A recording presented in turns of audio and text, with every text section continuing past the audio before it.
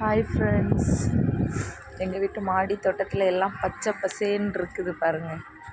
அவ்வளோ அருமையாக இருக்குது. மழை பெஞ்சு ஓஞ்சு இருக்குது. இப்போ தான் எவ்வளோ அழகாக இருக்குது செடிகள்லாம். மல்லி செடியை பாருங்கள், துளசி செடியை பாருங்கள், கருவேப்பிலை பாருங்கள். இங்கே பாருங்கள், தூதுவளையில் பூ கூட வந்தாச்சு மழையில்.